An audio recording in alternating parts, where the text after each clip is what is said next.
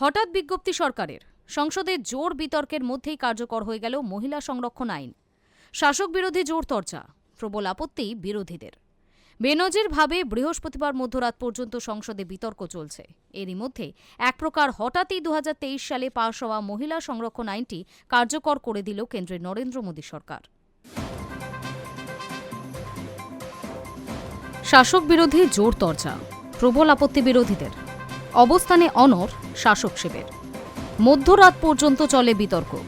লোকসভায় মহিলা সংরক্ষণ সংশোধনী আইন আদৌ পাশ হবে কিনা সেটা নিয়ে চূড়ান্ত সিদ্ধান্ত হবে শুক্রবার। আর এদিন বিকেলেই বিলটি নিয়ে ভোটাভুটি হওয়ার কথা। এরই মধ্যে এক প্রকার হঠাৎই 2023 সালে পাশ হওয়া মহিলা সংরক্ষণ আইনটি কার্যকর করে দিল কেন্দ্রের নরেন্দ্র মোদী সরকার। আসলে 2023 সালেই সংবিধান সংশোধন করে দেশের সব আইনসভায় মহিলাদের জন্য 33% সংরক্ষণের আইন পাশ করায় মোদী সরকার। সেবার বিরোধীরাও এই বিলটিকে সমর্থন করে। বিলে উল্লিখিত ছিল মহিলাদের জন্য 33% আসন সংরক্ষিত থাকবে।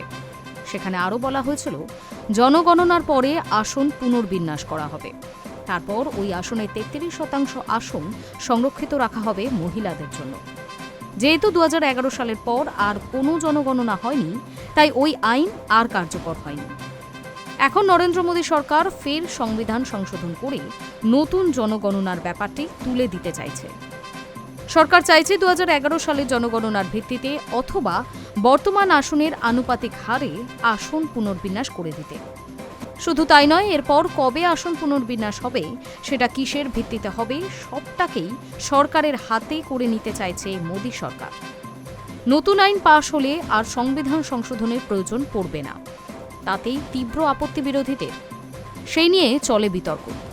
বেনজিরভাবে বৃহস্পতিবার মধ্যরাত পর্যন্ত সংসদে বিতর্ক চলে। ভোটাভুটিও হওয়ার কথা থাকে পরদিন।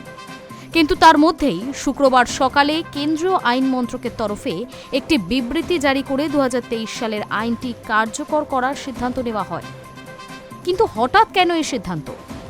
সরকারের তরফে কিছু জানানো হয়নি। তবে মনে করা হচ্ছে আগের আইনটি পদ্ধতিগত কারণেই কার্যকর করা হয়েছে।